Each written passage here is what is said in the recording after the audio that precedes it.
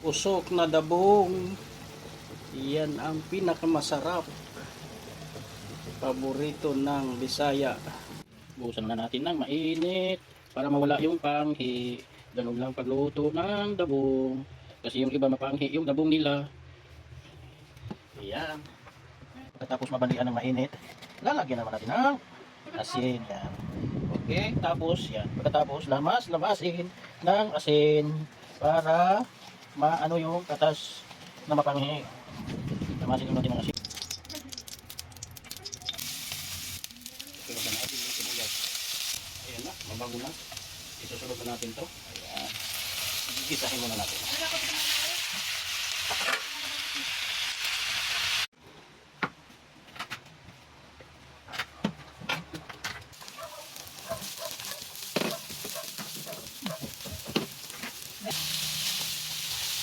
Ayan na, malapit na luto. Yung ating giniling at saray-saray. Bibi. Isasahog na natin dito yan. Kumukulo na rin yung ating dabong. Sana natin ang ating giniling at saka bibi.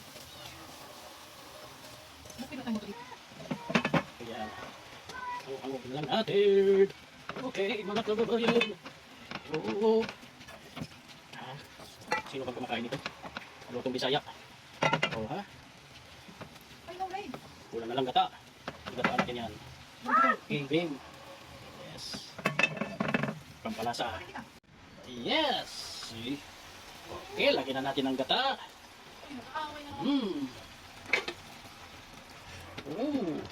Ito yung pampapalasa. Ito yung sekreto niya. Ang gata.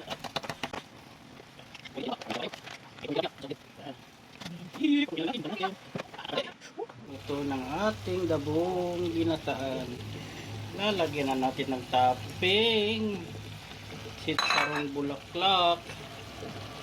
Ayan, sitsarong bulaklak topping. Ayan, may sitsarong bulaklak na. Oh, ha?